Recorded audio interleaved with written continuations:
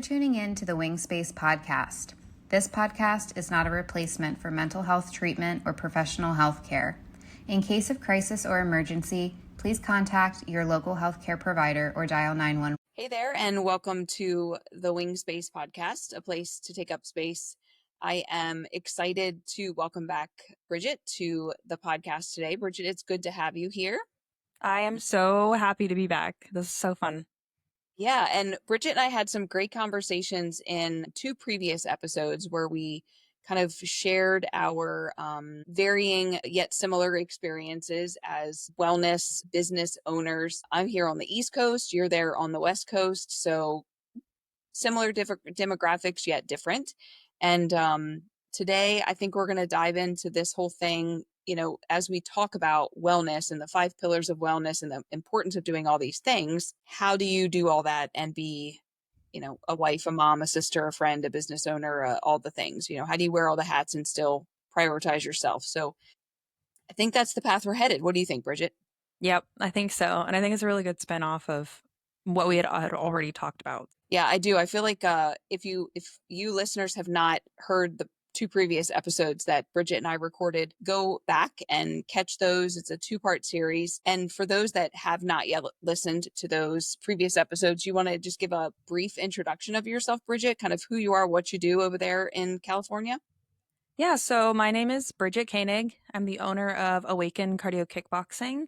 It's a women's only kickboxing studio in Lompoc, California, located on the Central Coast. I'm a personal trainer. I've been group training since 2011 and certified nutritionist, Army veteran, and I really love helping people reach their goals, especially women in fitness.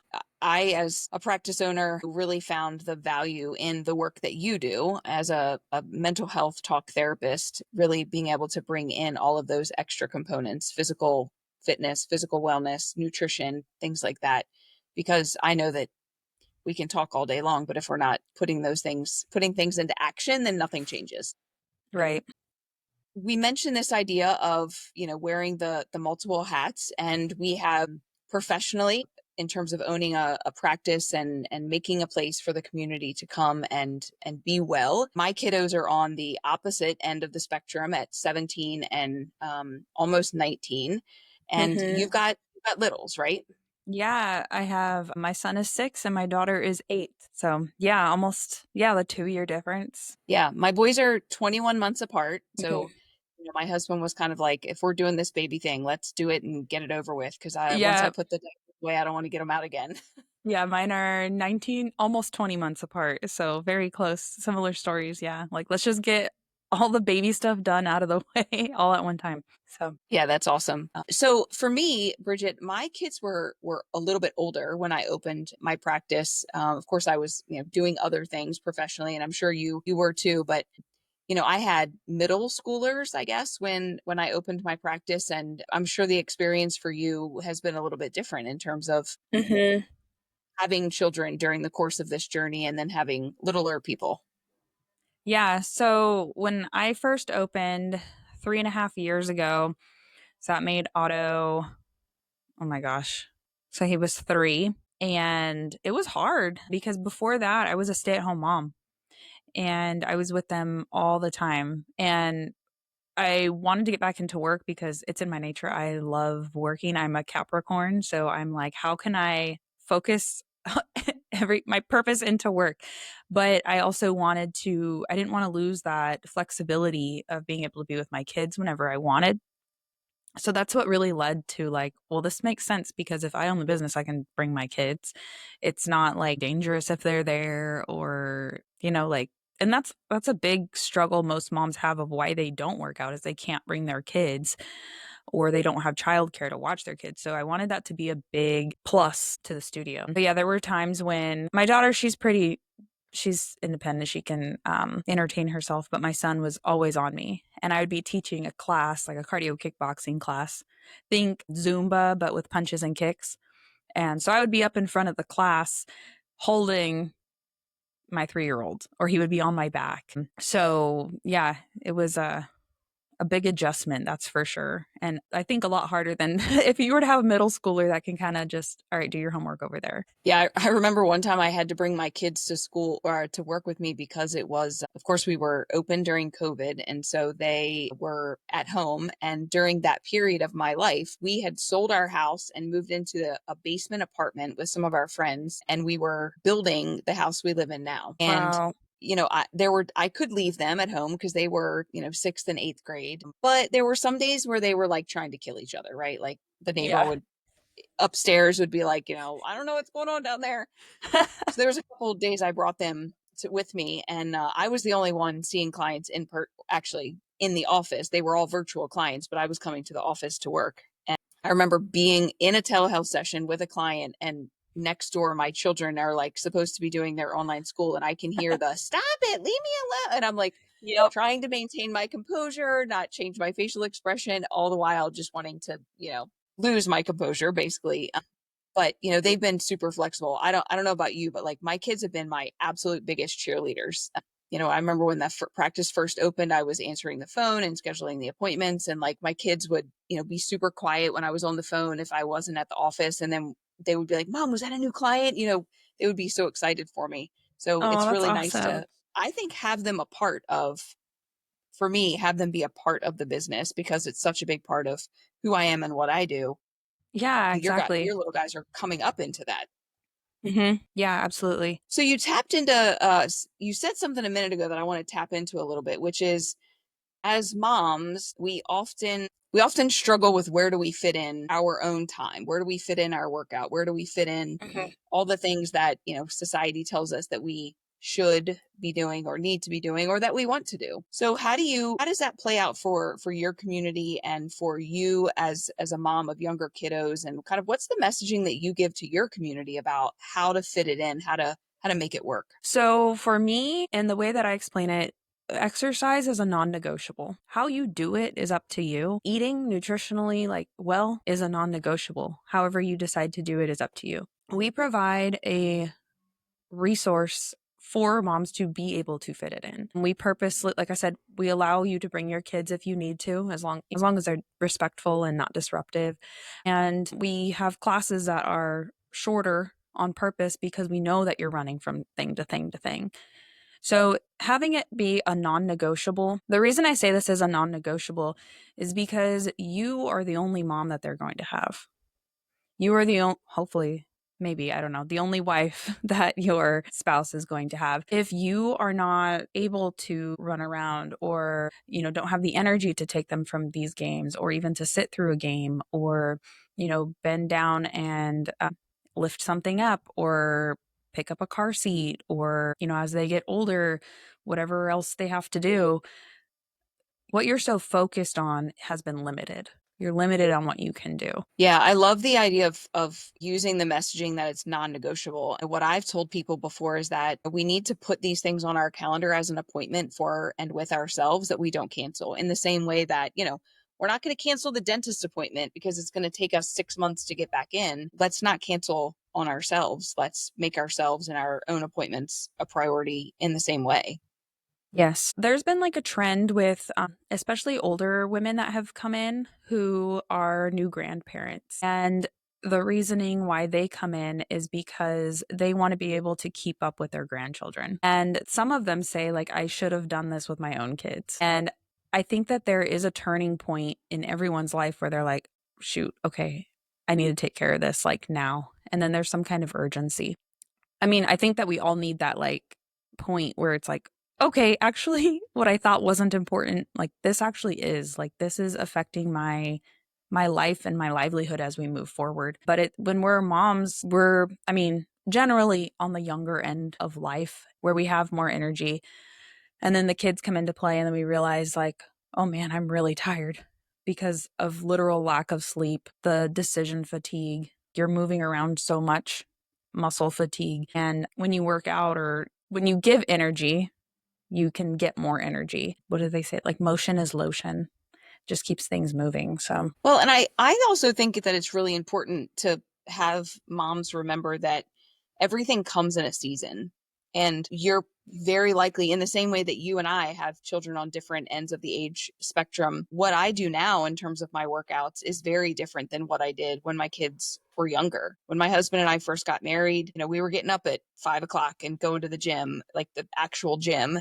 And then when our kids were born, I got into a great habit of I'd come home from work. I'd change into my workout clothes. I'd have my evening with them. I'd put them to bed at 8 o'clock. I'd work out from 8 to 9, take a shower. A lot of people would say, well, I don't know how you sleep after that. Well, for me, I was so exhausted that I crashed, and it worked out well. Then as they got older, we had football practice and we had lacrosse practice and we had all the sporting things, and we weren't getting home until 7:30, 8 o'clock at night, sometimes later. And that's when I was like, you know what? It's going to have to be middle of the day, or it's going to have to be in the morning. And now that we're still kind of in that, my youngest son is a junior. So we have high school sports, and we're still, 7, 8 o'clock. Sometimes we're not getting home. So I have to work out in the morning. Mm-hmm. And when my kids were little, there was no way I could have done mornings. I mean, you're just so tired, right? I mean, maybe you might have just been awake 2 hours earlier with a baby, and then you're going to wake up and work out. I mean, that's just not going to happen. So I think it's really important. And I try to tell folks that I work with that, like, consider the season that you're in and what works best for the season that you're in. It's not always going to look like this, but what does it need to look like now so that you can make it work? It can go in your schedule as a non-negotiable. Exactly. And that's the thing, is like, it's not forever. It's what's going on right now. And sometimes you have to change just for that season. And I think it's funny because in the first episode that we had together, we had talked about seasons and having that winter season of like retreat where you kind of get to like chill out a little bit. And then you have like your more outdoorsy seasons, like your spring and summer, where you're going to be outdoors more, moving around, higher energy.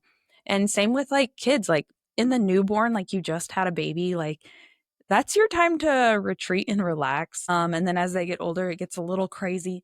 And then they start to go to school, and then you're not with them 100% of the time. Or if you go back to work and they're with somebody, you're not with them 100% of the time. And then as they get older, they need a little bit less of you, but then they start sports, and then they need a little more of you. And then they move away, and then they need a little less of you. And then maybe they have kids, or, they graduate college and need to move home for a little bit, and then they need more of you. And it kind of goes back and forth. So yeah, definitely being able to change with the seasons is crucial. Well, and I think also looking at what opportunities the season brings. Yes. I will admit, I am a hardcore sports mom, and I, try not to miss a game for anything in the world. But I don't need to see every practice. So, when my kids started, playing football, I guess they were, 6 and 8 or something like that. And I didn't need to watch the 2-hour practice of them doing drills over and over again. And I just didn't need to. And they practice at a park. And so I'd go to practice, I'd get them settled in. I'd check in with the coach, check in with the team mom, make sure there was nothing that needed to happen. And then I would go for a run through the park. And then I would come back. So, I kind of see the meat of the practice. I don't need to see the warm-ups. I don't need to see the cool down. I kind of saw them doing drills and stuff like that. I could have very easily gone and run errands or sat in a chair and just watched practice. But for me, it was like, you know what, this season is bringing an opportunity, because now my kids are seeing when we're working out and we're, sweating and it's 100 degrees and we have to go to practice, mom is working out too. And they're seeing me be healthy. They're seeing me prioritize my own health and wellness. And that matters. I mean, they have acknowledged that in the past. They've said things about both my husband and I in terms of prioritizing those things. And that those are opportunities that the seasons bring that we might miss if we're not looking. Yeah. So bringing back to the sports, being able to like work out while your kids are working out. So we have a baseball field by our house, and when there's practice going on, there's cars lined up, and I'll go for a walk with my dog, and every car I pass, you see a parent sitting with their head down and their faces lit up because they're looking at their phone sitting in their car. And I'm thinking, like, what a wasted opportunity. It is a beautiful day. You have no time. I mean, you're either going to sit there and look at your phone, or you can go on a walk. You can even stand outside of your car. And we had talked about, building relationships. talking with another parent. But instead we're, sitting here glued to our phones, and then your practice is over. Your kid gets in the car. Hey, mom, can I be on my iPad when I get home? No, you can't be on your iPad. You've had too much screen time. While the whole time you've been sitting on your iPad, sitting on your phone. So I just think it's like, yeah, when the opportunity presents itself, like you have choices what you do while your kids are working out. You can set the example too and move your body. And again, it's going to look different. It might be a run through the park. It might be, I don't know, bringing your yoga mat and just meditating for a little bit. It might be going for a walk. Yeah. One of the things that I've talked with folks here quite a bit about is kind of this idea of like all or nothing, right? I want to go for a 5-mile run today. I got held up at work and now I only have 30 minutes. That's not going to be enough to do 5 miles. Oh, forget it. I'm not going to do anything. Well, why not go for, go out 15 minutes and come back 15 minutes? You got a 30-minute run in. I mean, depending on your time, that's 3 miles. I mean, that's still good. Why not, go for a walk around the block, even if you can't get the full run in? How about we do something instead of nothing? And I'm thinking about those parents that, are scrolling, or they're chit-chatting, or, whatever they're doing, which it's good that they're making relationships and having conversations, but walk and talk. Why not take that conversation? You and the other moms just go for a walk, and I've heard parents say, well, today was supposed to be my run day and I can't run, so I'm just not going to do anything. Well, why not go for a walk? I mean, you can walk with, Hey Dudes on or something like that. You don't have to have your athletic gear on. Just go for a walk. Yeah, my husband is an ultra runner. He runs 100 miles for fun. Can't relate, but he has a very strenuous and rigorous training program, like 85 miles a week. And some days where he'll be like, oh, I have a 20-mile run scheduled for today. I'm like, well, that's not going to work because like I have this work thing, like I didn't know that you were going to be running, like, so he'll do like 10 miles when he gets out of work, watch the kids for a little bit, and then we'll switch and he'll go for his other 10 miles.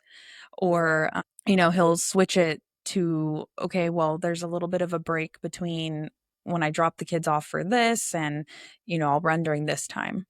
And I must say, I'm very lucky to have a very involved spouse with my kids. I know there's a lot of single moms or dads that either are working all the time or don't want to be involved. And so I must say that, like, I'm very lucky in that aspect, and that does help out a lot. But you have to have both people involved and healthy for, to understand whatever your training looks like. Yeah. I was talking to somebody the other day, and he was mentioning that, like, he holds the baby or will entertain the little person while the wife exercises, and then they switch, right? Making sure that both of them are prioritized. And I think sometimes as moms, we might tend to say, oh, it's okay, you go ahead. And then we let our spouse, our partner, we let them go work out, and we don't prioritize our own. And the reality is, their workout, their health is not any more important than mine is. They're equally important for both of us individually. And so finding ways, I too am very blessed with a very supportive husband. And right now, him and my teenage boys go to the gym together, and, they compare lift poundage and all that kind of stuff, right? Like, it's fun to just see them kind of in this cool competition, but not everybody has that. So we have to prioritize it for ourselves if other people aren't going to prioritize it for us and with us. Yeah. And including them too. Like, if you have a run that you want to go on, like, hey, you want to ride your bike? I'm going to run 2 miles. You think that you can ride your bike faster than I can run? And then they're like, yeah. And then you both get the exercise in. Or, putting your kid in a stroller. There's like so many workouts that you can do with a stroller, like squats and lunges and that kind of thing. Even if you have like weights at home and you're following a video on YouTube, encouraging them to join in with you, it also sets them up for success, because your children are going to follow your footsteps. They look at you as if you are like a freaking superhero, and they want to be like you. So your actions really do dictate their future as well, which is something that I think every mom needs to really take into account. Yeah. I remember a couple of years ago, one of my sons said, hey, Dad, will you go to the gym with me? And he said, well, what are you doing tonight? And he said, I'm doing legs. And my husband said, no, you want to take Mom to do leg day. And my son didn't even bat an eye. He was like, Mom, will you go do legs with me? And so, obviously I'm not going to say that I'm stronger with my legs, but like my husband tends to do more upper body than legs, Yeah. whereas, I whole body, right? And so it was kind of cool that he was like, yeah, mom's your leg superstar, not me. And then my son was like, hey mom, that's great. Like we can work out together as a family. It's a priority. And we've even had to do things like shift the way we do dinners. They go to the gym in the evening. So we get home from work and my high schooler is still at school because he's got lacrosse practice after school. So, we kind of have dinner. There's 3 of us that are having dinner. And then the older son goes to the gym, and then my husband goes to the gym, and then my younger son comes home, and then I'm there with him when he's, getting his dinner after he's come home from practice. And it's not ideal. I mean, I'd love for us all to be able to sit down together and have a meal, and then we can all go to the gym or whatever. But again, it's the season. Lacrosse is during the spring. This is what it looks like for now. Come summer, it'll look different. So it's about like that flexibility and not being so rigid with ourselves and then saying, oh, I can't do it. So, it's all or nothing. Yeah, exactly. I really want to make sure that our listeners hear the overarching message of this is that our health and our wellness is priority. The phrase that you used at the beginning, that it's non-negotiable, and we have to make sure that we're putting it on the calendar and we're doing it, and that we have to do what works for us. And we can't, we haven't necessarily said this, but for me, it's also about comparison, right? We can't look left, we can't look right and say, oh, well, my friend does it this way or this friend does it that way. That's great for ideas, but we really have to do what works for us. As we wrap this up, are there any other thoughts that you have for that mom that's listening, that's just saying, yeah, I really want to, but I don't know how to get started, or I don't know when I'll fit it in. I know this phrase is kind of overused, especially like on social media right now, but it's the term, like, I would die for my children, but would you live for them? It takes the selfish feeling of like, I'm going to the gym, I'm being selfish, I'm being away from my kid, or, I'm going to the gym because I want to look better. That's selfish of me. It shouldn't matter what I look like as long as I'm a good mom. Your health is important. Your health, your livelihood comes from your health. If you are sick or injured or aching or just not feeling like yourself, you're doing your children a disservice, you're doing your spouse a disservice, and you're doing the world a disservice. Like, we want to see you feeling at your best and being healthy and being able to contribute to the world in a positive way. My algorithm must not have caught up with that yet, because I have not seen that trending on my social media, but I love that. So I want to make sure that our listeners, hear that, because we do often say, I mean, I know I've said it before, like, I would stand in front of a moving train for you. Like, I love you so much. I'd fight a bear for you, whatever. I would die for you. But what if we reframe that and say, would I live for you? And all of the 5 pillars of wellness and all of the elements of nutrition and movement and hydration and sleep, and all of those things are vital in our efforts to live for ourselves, but also live for those that we love. Mm-hmm. That's good stuff. Any last minute thoughts for our moms that are listening? Just take a chance on yourself. It's scary. It's so scary to start something new, and you're going to have a lot of trial and error. You're going to try something and it's going to be awful. You're going to try something and it's going to be great, but don't stop trying. Just don't stop trying. That's great. I love that. As we're sitting here talking, I'm just imagining what little clips our marketing director is going to pull out to advertise for this episode, because there's been some really great little nuggets, and I hope that our listeners are pulling those out and can take something with them with this episode. So Bridgette, thanks so much for joining me today. I really appreciate your time and your wisdom. And for you listeners, as always, we would love to hear your thoughts. What topics are important to you? How are you making yourself a priority? And you can reach out to us on our socials. You can always email me, Jennifer@hopehealingtherapy.com. Thanks for listening, and I hope you have a great day.